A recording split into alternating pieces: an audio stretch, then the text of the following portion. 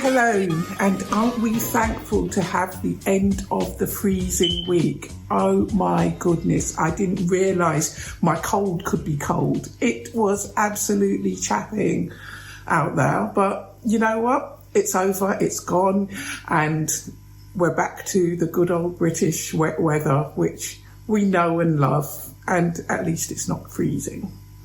I can deal with that. My throat doesn't deal with it well, but I can deal with it.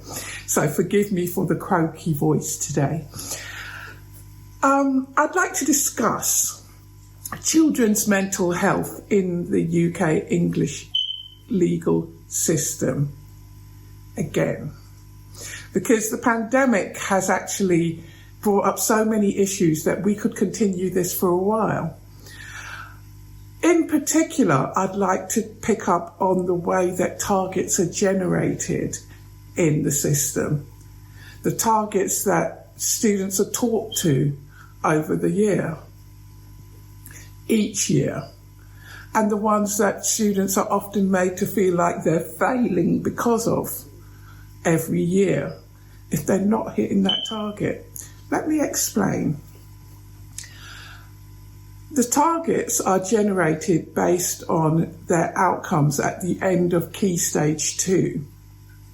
So when they sit their SATs in Year 6, they are either going to reach the expected standard, whatever that may be, and it does change year on year, or they're going to not reach that expected standard. The standardised scores go if they've reached 100. If they get 100 in the tests, then they've reached the expected level. If they get to 99, they have not reached that expected level. So at age 10 or 11, there is already something hanging around their necks saying you missed the goal by 1 point, and therefore you are not at the expected level, and you're judged accordingly. Let's take that on for a minute. Anything could have happened on the way to school that morning. Anything could have happened in the last few days before that morning, in which the results could have been skewed. Children are not robots, so they're obviously going to be feeling whatever is happening in their lives at that time. But the drastic thing is, and when I say drastic, is when we think about it, 6 years later, when they do their GCSEs at age 15 or 16, those results come into play when the targets are set. So the targets that were set in Year 6 are then rolled forward to set where you expect that child to get to at Year 11. Really? Anything could have happened on the morning of the SATs exams. I'll repeat that, anything. Yet those results are supposed to roll forward and inform your teaching to ensure that the child comes out at a specific level at Year 11. That's a machine which is leading the charge on humans. We're led by machines, and this is not useful for maintaining and helping children's mental health. I spoke with a student this weekend who's actually struggling quite hard right now, because not only is he thinking a lot about how he's going to get through his GCSEs, which is normal for a Year 11 or a Year 13 when it comes to A-levels. Everybody who's, really got that little something about them worries about how they're going to get through their A-levels and their GCSEs, even if they know, strictly speaking, they're going to get them anyway. It's just a normal emotion. But he is thinking about the targets that people are expecting from him and his predicted grades, because he moved schools just before GCSEs, his predicted grades are lower than he would have expected. And I had to take him through the process, because those predicted grades will probably inform the colleges that he applies to, but they will give an incorrect picture of him. They will give a picture of somebody who's average. He is above average because he passed exams in year 6. Not only did he come in way over the expected level, so he came in closer to 120 than 100. Not only that, but he also passed admissions tests for several different private fee-based schools, and they were high levels. But now he's being predicted quite a low, relatively low level in his teaching assessment exams because of his targets. His targets are 7s and 8s. His predicteds are 6s and 5s. It's not the teacher's fault because they can only go on the information that they have. Again, machine driven. They can only go on what they've seen in class, a class which has been interrupted by online learning and the effects of the pandemic.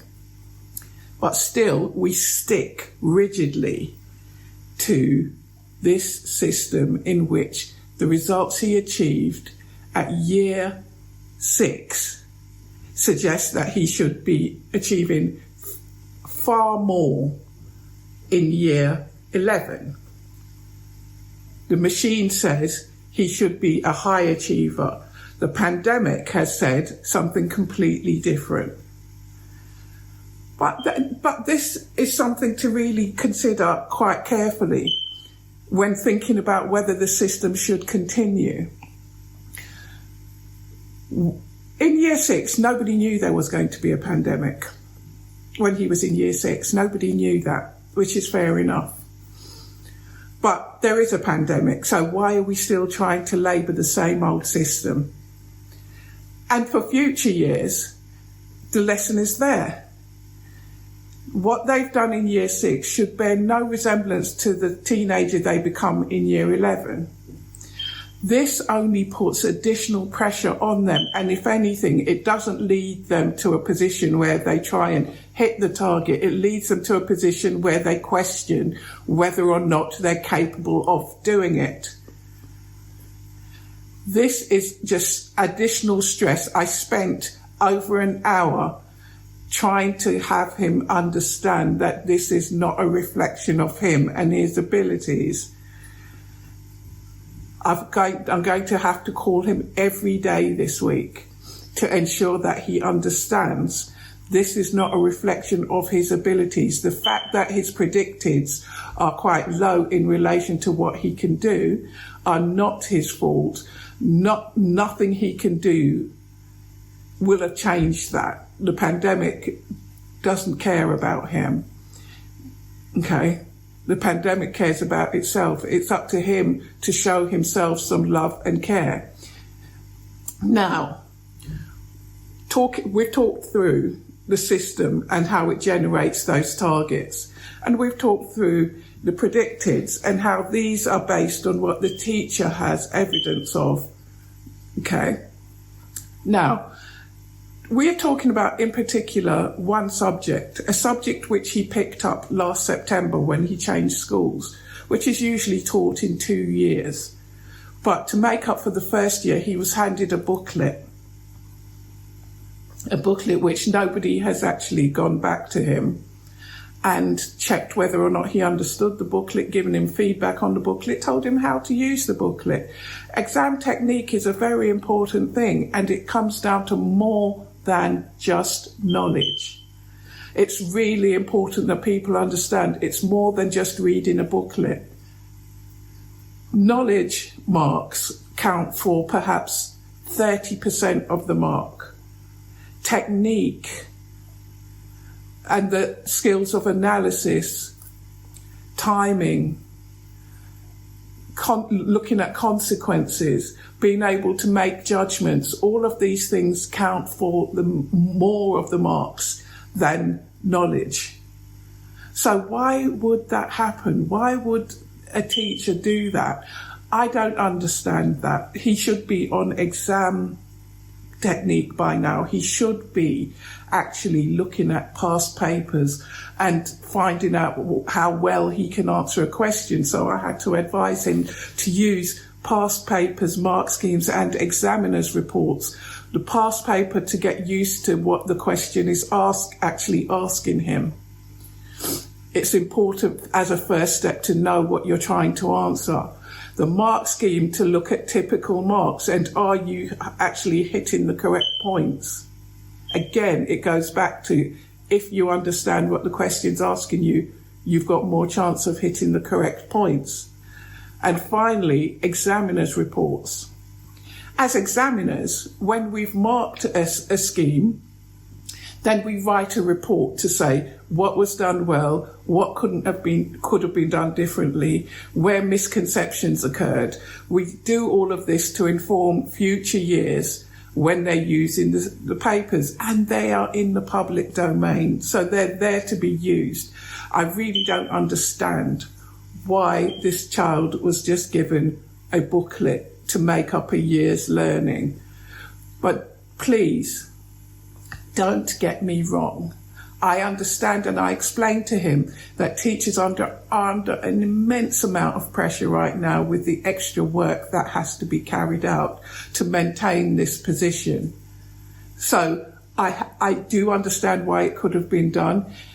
I do understand that one of the things that we could do to help him is to talk him through and help him understand the techniques and the different skills involved. But I'm just a little bit sad that it took until now for this to be highlighted, because it's not one of the subjects that we cover with him. But it is now, because I can't sit by and let him tear himself apart like this, because his exact words were, "It's things I haven't learned yet, but I will learn them. I will, because I know I can do this. I know I can." It's just sometimes I wonder, no child should have to feel like that. So this is not knocking teachers. Teachers are some of the most hard-working people on this earth today, and they've been stretched to their limits. But really, we need to pay more attention to what this system is doing to children's minds. The traditional system is fundamentally broken. It makes too many assumptions about the way that children feel about their learning, assumptions that probably worked in a previous world, but certainly not in this world, and certainly not in the world of the future. I hope this has been informative for you, and I hope that if you love it enough, you can feel happy to share it amongst your friends and subscribe. I'm here every Wednesday from 7 o'clock, and you can get a free, no obligation conversation with me on jgeducate.com, where we look at different issues which are being raised every week, and we try and find a solution to them. So in the meantime, keep an eye on your kids. Keep an eye on their progress. Make sure they're happy. Make sure they're not struggling. And if they are, make sure you hit me up and I'll help you get through it. Take care now.